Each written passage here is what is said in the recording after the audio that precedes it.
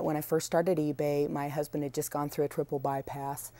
We had spent every penny. We didn't have medical insurance. We have 5 kids.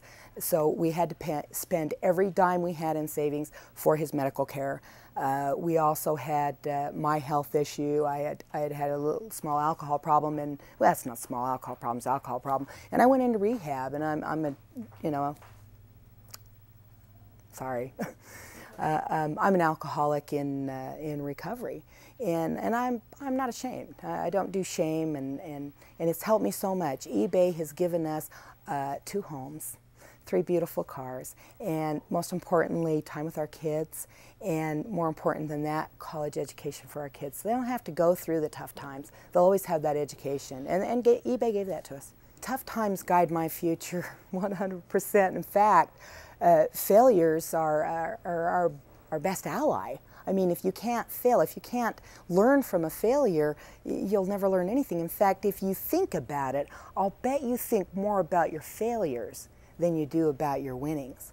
And the reason you do that is because you're learning something.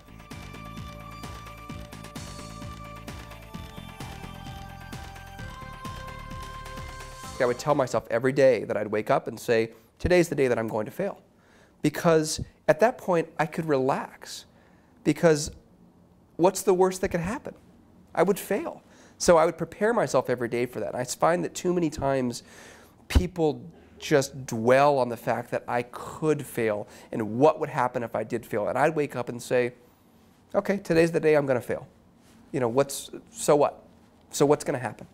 And one of the things that I did, and I've told this and given a lot of advice to a lot of people, is that when you start a company, the first thing you need to do is tell people, tell your friends and your family that you're starting a company. Because at that point, then everybody's watching you. And at that point, when everybody's watching you, failure becomes much greater than it is when you're the only one that knows that you're going to fail.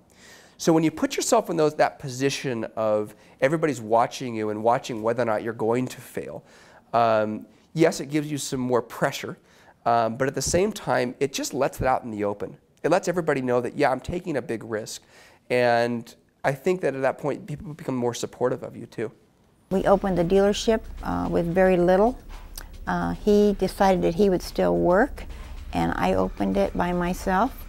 And there was fear and excitement. I'd never done anything like that. I'm a farm girl from way back. And in February, we were eating dinner, and I said to Dick, you either are going to be a motorcycle dealer or you're going to be a bricklayer, because you have 10 days to make a decision. I'm going home. I cannot do everything that needs to be done myself. He never laid another brick. It was in February. He became in there and worked with me when Dick died. Yeah. That was rough. I decided after that,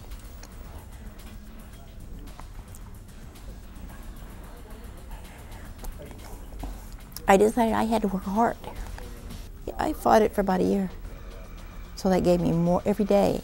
You know, I had just more grit in me that I will trudge on, that I will be the best. I really put my whole heart in it. That's when I came up, I'm going to build a new dealership. I'm going to build me a bigger place.